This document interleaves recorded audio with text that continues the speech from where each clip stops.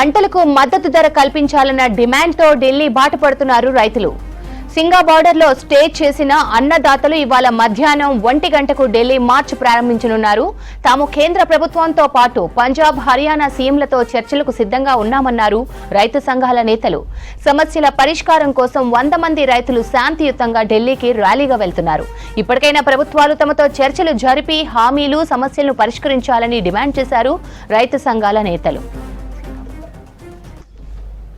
రైతుల ఆందోళనలతో ఢిల్లీ అంబాలా సరిహద్దుల్లో బారికేడ్లను పెట్టారు ఢిల్లీ పోలీసులు. ఇప్పటికే 34 మంది అన్నదాతలను నోయిడాలో అదుపులోకి తీసుకున్నారు.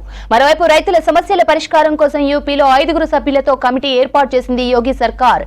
ఎంఎస్పీతో పాటు భూమి కోల్పోయిన వారికి పరిహారం పెంచాలని డిమాండ్ చేస్తూ పోరుబాట పట్టారు పంజాబ్, యూపీ, హర్యానా రైతులు.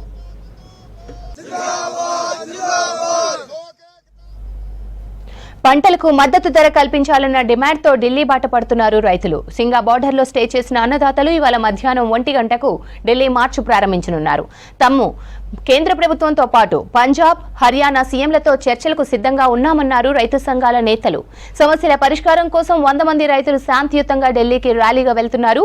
ఇప్పటికైనా ప్రభుత్వాలు తమతో చర్చలు జరిపి హామీలు, సమస్యలను పరిష్కరించాలని డిమాండ్ చేశారు రైతు సంఘాల నేతలు.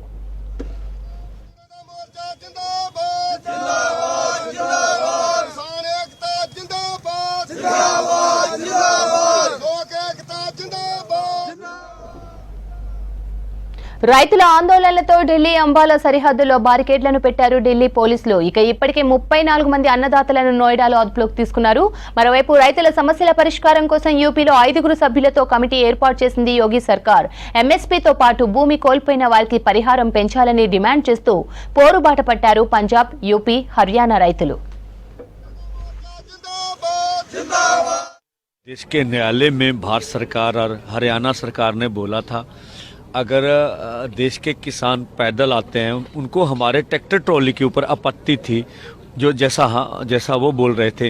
केंद्र के मंत्री अथवा राज्यों के मंत्री भी बोलते रहे हैं अगर ट्रैक्टर ट्रॉली छोड़कर आए, कोई भी व्हीकल में आ जाएं, हमें कोई आपत्ति नहीं है। अब 100 का मरजीवड़े का जथा है हमारा।